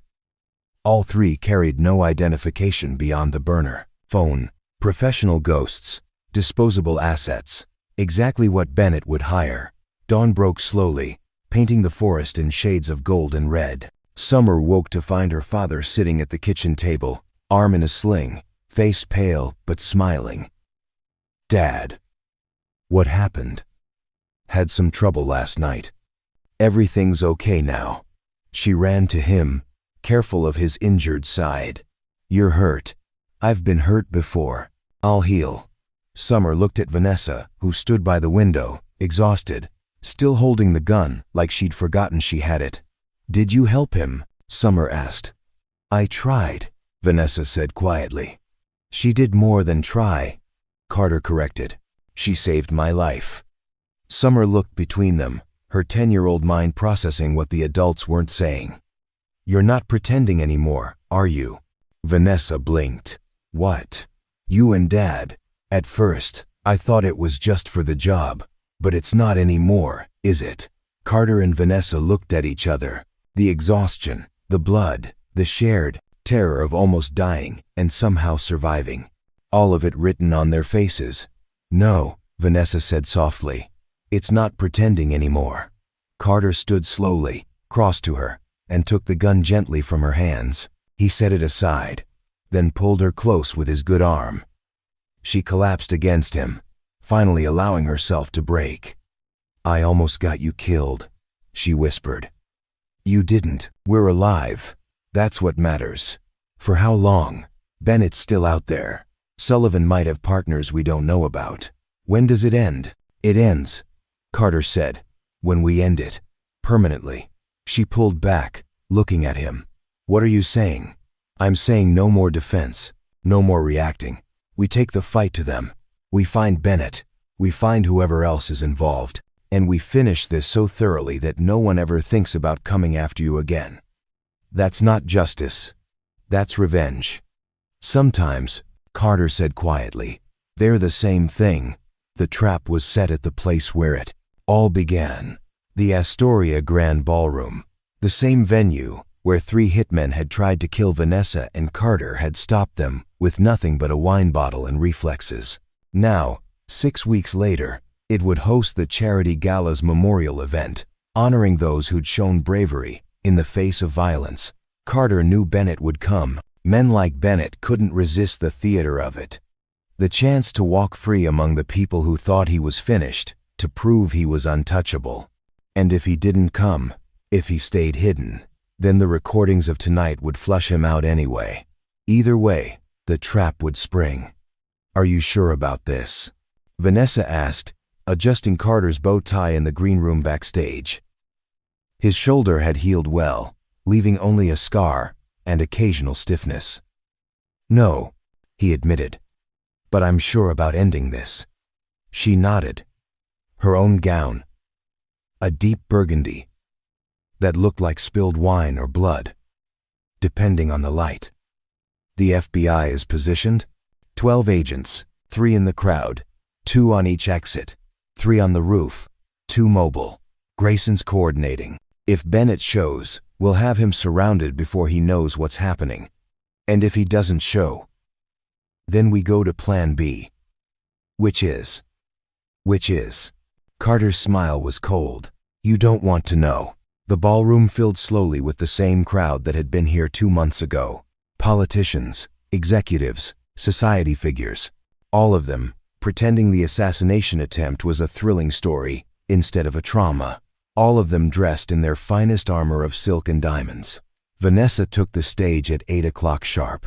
The speech she gave was perfect, gracious, humble, thanking the first responders, the security team, and most especially, the brave caterer who'd risked everything to save her life. Carter stood in the wings, watching her perform, marveling at how she could make strength look like vulnerability and control look like gratitude. Then, during the champagne service, Grayson's voice crackled in Carter's earpiece. "He's here. Southwest entrance. Just walked in like he owns the place." Carter's pulse didn't spike. It steadied. "Don't approach yet. Let him get comfortable." "Copy that." Bennett Steele moved through the crowd like a shark through water, smiling, shaking hands, accepting congratulations on his bail as if it proved innocence instead of wealth. He wore a white dinner jacket that probably cost more than most people's cars and carried himself with the confidence of someone who believed he'd already won. Carter watched him from across the room, calculating. Bennett spotted Vanessa, and his trajectory shifted. He moved toward her deliberately, parting the crowd with presence alone. Carter intercepted him halfway. "Rhodes," Bennett said, not bothering to hide his disdain. "Still playing bodyguard. Still keeping her alive, which is more than you can say about your hired help." Bennett's smile tightened. "I have no idea what you're referring to.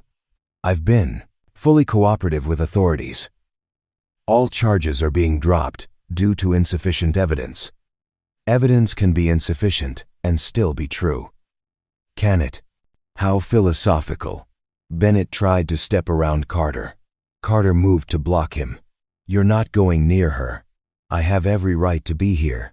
This is a public event, and I have every right to stand between you and the woman you tried to kill." Bennett lowered his voice. "You think you've won because you survived one ambush? Because you killed 3 expendable contractors? I have resources you can't imagine. I have connections that go deeper than you can dig. This doesn't end until I say it does." "You're right about one thing," Carter said. "It doesn't end until one of us says it does. I'm saying it now." He raised his voice, projecting across the ballroom. "Everyone needs to hear something." The crowd turned, conversations dying. "This man, Bennett Steele, orchestrated the assassination attempt at this very venue 2 months ago. He hired the contractors. He paid for the weapons. And when that failed, he tried again." Bennett's face flushed. "That's slander." "It's fact. And I have proof." Carter nodded to Grayson, who pulled out a tablet and connected it to the ballroom's display screens. Footage began to play. Security cameras showing Bennett meeting with Sullivan. Audio recordings of phone calls discussing payment and targets. Bank records tracing funds from Bennett's offshore accounts to known criminal organizations. The crowd gasped. Bennett looked around, realizing the trap too late. "This is fabricated, manipulated. It's authenticated," said a new voice. FBI Special Agent Nolan Curtis stepped into the ballroom, badge displayed. "We've been building a case for 6 weeks. Parallel construction, independent verification. Mr. Steele, you're under arrest for conspiracy to commit murder, attempted murder, and racketeering." Bennett backed away. "You can't do this. I have attorneys. I have rights. You have the right to remain silent," Curtis said, approaching with 2 other agents. "I suggest you use it." Bennett's eyes swept the room, looking for allies, for exits, for anything. They landed on Vanessa. "You think you've won? You think exposing me changes anything? Your family's legacy is still poison. You'll never escape it." Vanessa stepped forward, her voice carrying. "You're right. I can't escape my family's past. But I can choose what I do with it. I can choose to build something better. Something that doesn't rely on fear or violence or men like you. Noble words. Let's see how noble you feel when the next threat comes. When the next person decides you're worth more dead than alive. Then I'll face them, Vanessa said. Just like I faced you. And I'll keep facing them until people like you understand that I don't break. The FBI agents took Bennett by the arms. He didn't resist physically, but his voice carried venom. This isn't over. Yes, Carter said quietly, stepping close enough that only Bennett could hear. It is, because after tonight, you're going somewhere they don't take bail. Somewhere your money and connections mean nothing. And every morning, when you wake up in a cell, you'll remember that you lost to a caterer and a woman you underestimated. Enjoy the rest of your life. However long the people you betrayed let you keep it. Bennett's face went pale as the implications sank in. Criminal organizations didn't appreciate operatives who got caught and might talk. His life expectancy had just dropped significantly, and everyone in the room who understood that world knew it. The agents led him away. The ballroom erupted in chaos. Vanessa stood at the center of it, composed, victorious, and utterly exhausted. Carter moved to her side. You okay? Ask me tomorrow. Tomorrow we'll be dealing with press and lawyers, and probably a dozen more complications. Then ask me next week. Next week, we'll be dealing with the Citizen ADS. Why? 11111. Fallout from your family's history going public. She turned to him. Then when do I get to just breathe? Tonight, he said. After this is done. After everyone leaves. Tonight, you breathe. She smiled, tired but genuine. I'll hold you to that. The FBI spent 2 hours taking statements. The press spent another hour shouting questions. The guests slowly filtered out, some shocked, some thrilled to have witnessed drama, some already calculating how to use the information to their advantage. By midnight, the ballroom was empty except for staff cleaning up and Grayson coordinating final security sweeps. Carter found Vanessa sitting alone in the green room, shoes off, head back against the wall. Ready to go home? He asked. Which home? The estate still being repaired from the break-in. The apartment's compromised. The cabin's a crime scene. I was thinking somewhere new.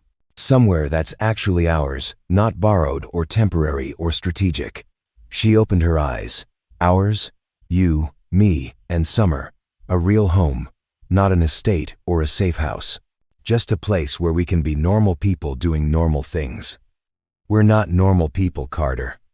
No, but we could pretend for a while. She stood, walked to him, and took his hands. 6 months ago, if someone had told me I'd be standing here with a former Marine sniper who I hired to fake marry me, and that I'd actually want to make it real, I would have had them evaluated for delusion. And now? Now I can't imagine my life without you in it, or Summer, or even Edith and her terrible pancakes. Carter laughed. They're not that bad. They're hockey pucks with syrup. They stood close.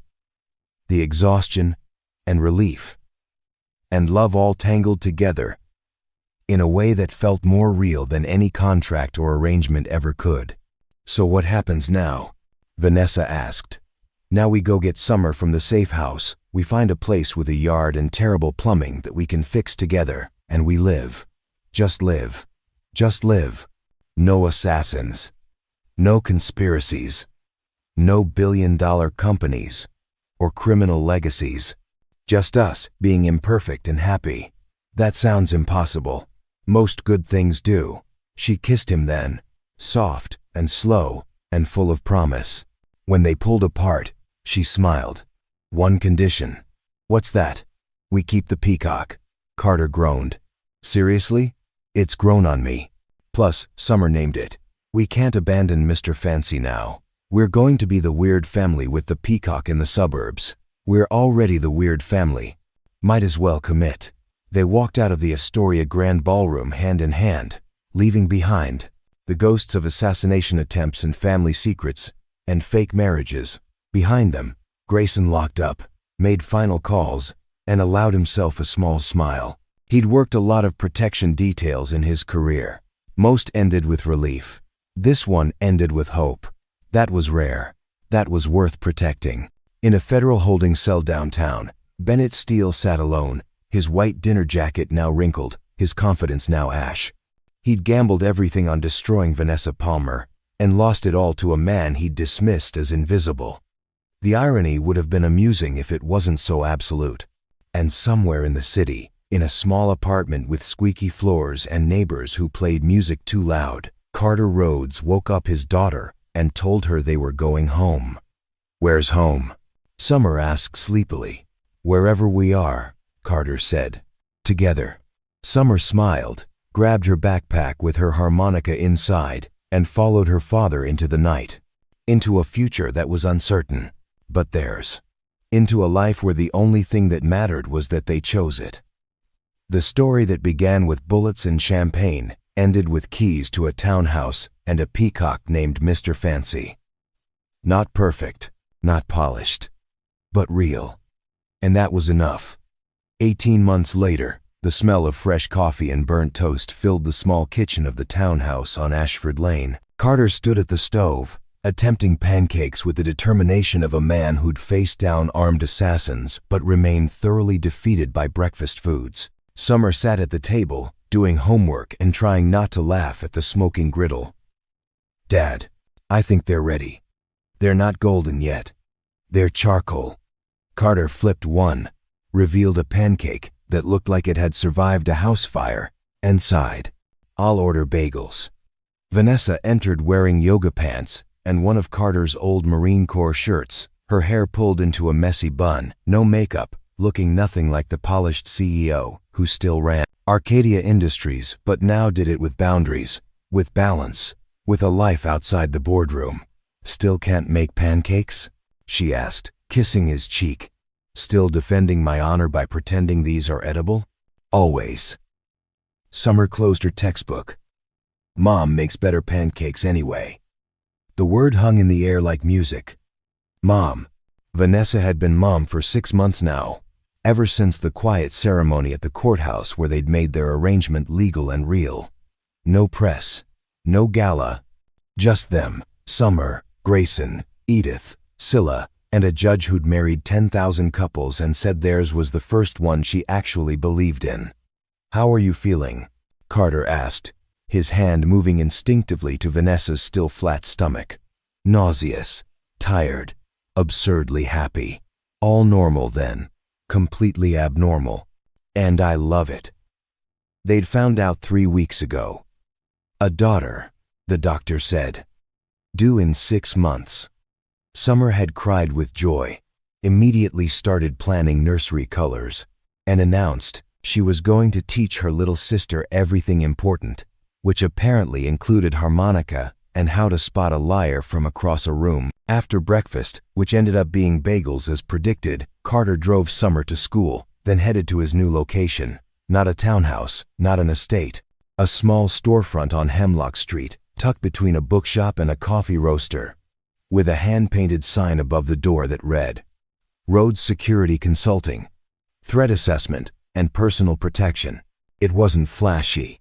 The office had 3 desks, a wall of monitors, and a coffee maker that worked too well, but it was his, built on the reputation he'd earned saving Vanessa and the skills he'd honed over 2 decades. Now he taught executives how to spot danger, trained security teams on real-world response, and consulted for corporations that wanted protection without the corporate security theater. His partner sat at the middle desk, reviewing case files.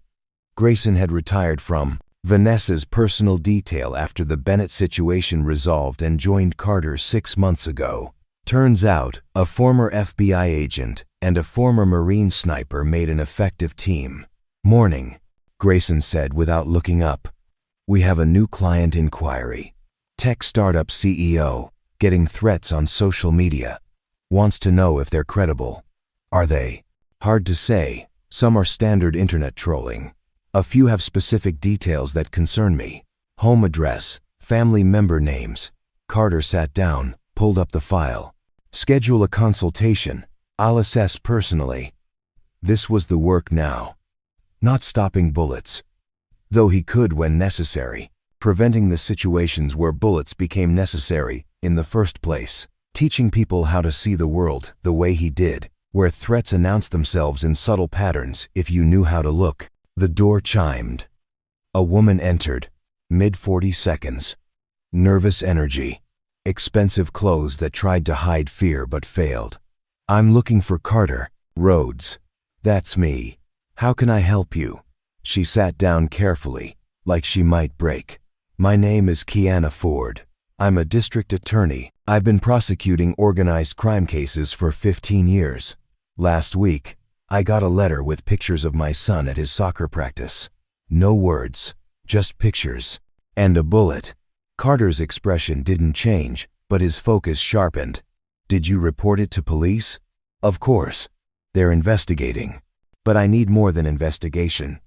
I need protection. I need someone who understands what it means when criminals want to send a message." "I do. I know. That's why I'm here."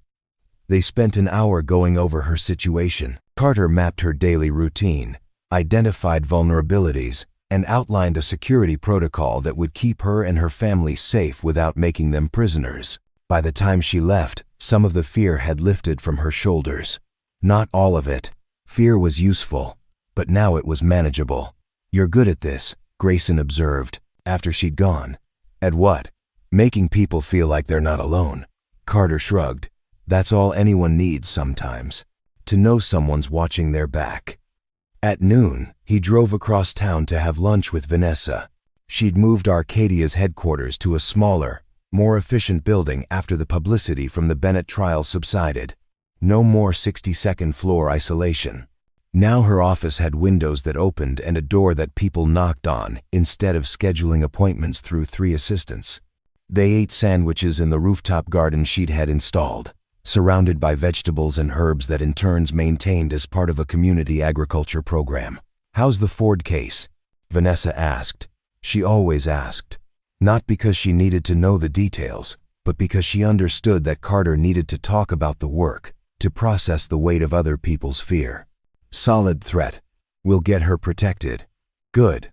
She bit into her sandwich, then made a face. "I can't eat turkey anymore. The smell makes me want to die." "That's new. Everything is new. Yesterday I cried because a commercial showed a dog getting adopted. A commercial, Carter, with actors and a script." He smiled. "You're growing a human. You're allowed to cry at commercials. I run a multi-billion-dollar company. I've fired executives and negotiated hostile takeovers. I shouldn't cry at dog commercials." "You're doing both. That's the point." She leaned against him, and they sat in comfortable silence, watching the city move below them. A different view than the one from her old office. Closer to the ground, more connected. "Do you ever miss it?" she asked quietly. "Miss what?" "The action, the adrenaline, the life or death stakes." Carter thought about it honestly. "Sometimes, when I'm doing paperwork or sitting in traffic, then I come home and Summer shows me a drawing she made, or you tell me about your day, or I feel the baby kick, and I remember that this is the mission now. This is what I'm protecting. Not just you, not just them. This life we built from something that started as a contract. Best contract I ever signed. You didn't sign it. You handcuffed it to Grayson's wrist." She laughed. Details. That evening, they picked up Summer from her after-school art program. Her blood disorder was in remission, had been for 14 months, ever since the experimental treatment Vanessa's connections and money had made possible. The doctors were cautiously optimistic. Summer was boldly confident. She'd beaten it once and would beat it again if she had to, because she had things to do and a little sister to meet. At home, Summer spread her art project across the kitchen table. A painting of their family. 4 figures. Carter tall and protective, Vanessa strong and smiling. Summer in the middle holding a harmonica. And a tiny baby wrapped in yellow. Behind them, a house. In the yard, a ridiculous peacock. "Mr. Fancy made it into the portrait," Vanessa noted. "He's family," Summer said seriously. Weird family, but family. Speaking of family, Carter said, Aunt Scylla called. She's coming for dinner next week. Summer brightened. Is she going to tell more stories about great-grandpa Theodore? Probably, and probably ones we shouldn't repeat. After Summer went to bed, Carter found Vanessa in the nursery they were slowly putting together. She stood in the center of the empty room, one hand on her stomach, looking at paint swatches like they held the secrets of the universe. What if I'm terrible at this? She asked quietly. At picking paint colors. At being a mother to a baby. Summer was 10 when I came into her life. She could talk, express needs, tell me when I was screwing up. A baby, they just cry and hope you figure it out. Carter came up behind her, wrapping his arms around her waist. You'll be amazing. You already are. How do you know? Because I've seen you face assassination attempts and corporate sabotage and family scandals, and you didn't break. A baby is terrifying, but you're more terrifying. In the best way. She turned in his arms. You really think so? I know so. They stood there, in a room that would soon hold a crib and midnight feedings and the soft chaos of new life, and felt something neither of them had expected when they started this strange journey. Peace. Not the absence of conflict, but the presence of purpose. Not the end of fear, but the courage to face it together. Later, as they lay in bed, Vanessa's head on Carter's chest, his hand tracing absent patterns on her arm, she spoke into the darkness. Do you think Summer understands how much her life changed because of all this? She's smart. She knows. But does she know it was worth it? The danger, the fear, the upheaval. Carter was quiet for a moment. Last week, she told her teacher that her family is weird but perfect. That her dad used to save people with bullets, and now he saves them with planning. That her mom runs a huge company but still makes time for art projects. That they found each other in the strangest way possible and decided to keep finding each other every day. Vanessa felt tears building. She said all that. According to the teacher, it was very matter-of-fact, like she was describing the weather. That kid is going to rule the world someday. Probably. And we'll be there to make sure she does it with kindness. In the darkness, surrounded by the ordinary sounds of a townhouse settling and neighbors living their lives and a city that kept turning, two people who'd started as a desperate CEO and a reluctant protector breathed in sync. The threat wasn't gone. It never truly was. Bennett Steele was serving 15 years in federal prison. But the world still held danger, still harbored people who saw power as something to be taken rather than earned. But Carter and Vanessa had learned something more important than how to fight threats. They'd learned how to build something worth protecting. A marriage that started as strategy and became sanctuary. A family that formed from necessity and became choice. A life that looked nothing like either of them had planned, and everything like what they needed. 3 blocks away, in a small apartment above a diner, Kiana Ford tucked her son into bed and checked the locks Carter's team had installed. For the first time in weeks, she slept through the night. Across town, a young entrepreneur reviewed the threat assessment Carter had provided and made changes to her security protocol that would save her from a stalker she didn't know was escalating. In offices and homes and quiet moments throughout the city, people Carter had helped move through their lives a little safer, a little more aware, a little more protected. Not because he was a hero in the traditional sense, but because he'd learned that heroism wasn't about grand gestures. It was about showing up, about seeing danger before it arrived, about standing between the darkness and the people who deserved to live in light.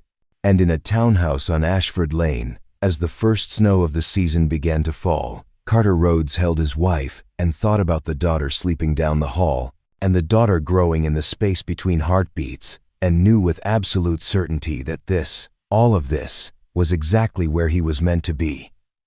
Not invisible anymore, not running from his past, just living his present, one ordinary, extraordinary day at a time. The peacock screamed from the backyard, probably outraged by the snow. Summer would want to build it a shelter in the morning. Vanessa would pretend to object but help anyway, and Carter would watch over all of it, keeping his family safe, Not with bullets or tactics, but with presence, with love, with the quiet strength of a man who'd finally found his mission. The hitmen had come for a CEO at a fundraiser, and a caterer had stopped them. But the real story wasn't about violence prevented. It was about what came after. About two broken people finding wholeness in each other. About a girl who got her health back and a family who got their future. About love that started as a lie and became the truest thing either of them had ever known. And somewhere in the falling snow, in the spaces between what was planned and what became possible, the universe whispered that sometimes the best stories are the ones where the hero doesn't ride off into the sunset. Sometimes the hero stays, builds a life, makes pancakes badly and loves fiercely, and protects not with weapons but with unwavering presence. Sometimes that's enough. Sometimes that's everything. 5 years later, the backyard of the house on Ashford Lane had transformed into controlled chaos. Balloons in shades of purple and silver bobbed against a cloudless sky. A banner stretched between two oak trees read, "Happy 15th Birthday Summer," in letters that sparkled when the sun hit them right. Carter stood at the grill, flipping burgers with the confidence of a man who'd finally mastered at least one form of cooking. Beside him, Grayson nursed a beer and provided commentary that was either helpful or sarcastic, depending on interpretation. "You're burning the Bay Ghost commentary. Edges," Grayson observed. "That's called caramelization. That's called carbonization. Nobody asked you." Across the lawn, Vanessa sat at a picnic table with Scylla, who at 94 still attended every family gathering with the energy of someone half her age and twice as opinionated. Between them, 4-year-old Lily Rhodes was explaining, with intense seriousness, why peacocks should be allowed to vote. "Mr. Fancy is very smart," Lily insisted. "He knows when it's going to rain." "A valuable skill in any electorate," Scylla agreed solemnly. Summer emerged from the house carrying a cake that Edith had spent 2 days perfecting. Chocolate layers with raspberry filling, exactly what Summer had requested. She'd grown tall, her once fragile frame now strong and healthy. The blood disorder was officially in permanent remission. She'd been clear for 4 years. She set the cake down carefully, then noticed her father watching her. "What?" "Nothing. Just remembering when you were small enough that I could carry you with one arm." "I'm 15, Dad. You're not allowed to get sentimental at my birthday." "I'm your father. Getting sentimental is in my contract." "What contract?" Lily asked, materializing beside them with frosting already somehow on her face despite the cake being untouched. Summer crouched down to her little sister's level. "The dad contract. It says he has to be embarrassing and protective and make terrible pancakes forever." "Forever is a long time," Lily said seriously. "Yes, it is," Carter agreed, scooping her up. "And I plan to be terrible at pancakes for every single day of it." The guests began arriving. Friends from Summer's high school, a few teachers, some kids from Lily's preschool with their parents. Kiana Ford came with her son, now a teenager himself, both of them thriving under the protection protocols that had become second nature. Other clients, Carter and Grayson, had helped over the years, people who'd become friends, who'd found safety, and then found community. Ariana arrived carrying a gift wrapped with precision that could only be described as architectural. "No shoes on the lawn," she announced to no one in particular, then smiled despite herself when Lily hugged her legs. As the sun began its descent, painting everything gold and amber, Carter found Vanessa standing apart from the crowd, watching it all with an expression he'd learned to recognize over the years. The look that said she was cataloging this moment, storing it somewhere safe where fear and memory couldn't touch it. He wrapped his arms around her from behind. "You okay?" "Better than okay. I'm happy." "Good happy or scary happy?" "Both." "Is it always both? For people like us?" "Yeah, probably." She turned in his arms, looked up at him. 5 years ago, I was eating alone in a ballroom, surrounded by people and completely isolated. Now I'm standing in our backyard watching our daughters eat cake and our friends laugh and our life just exist. How did we get here? One day at a time.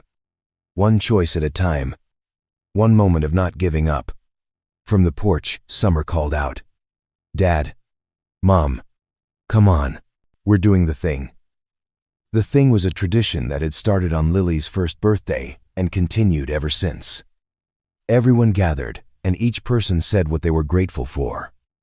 Simple, honest, no performance, just truth. When it came to Carter's turn, he looked around at the faces illuminated by string lights and birthday candles. At Scylla, who'd given them the truth when they needed it most. At Grayson and Edith, who'd protected what mattered. At the friends who'd started as clients and become family. At Lily, who knew nothing of danger and everything of joy. At Summer, alive and thriving, and proof that sometimes the impossible just takes longer. And at Vanessa, who'd hired him to pretend and stayed to make it real. "I'm grateful," he said quietly, "for the night 3 hitmen made a mistake. For the woman who saw past the apron to the ration cest, person underneath. For the second chance I didn't know I needed. And for every single day since then, that I've gotten to choose this. Choose you. Choose us." Summer made a face. "Dad, you're doing the sentimental thing again." "Can't help it. It's in my contract."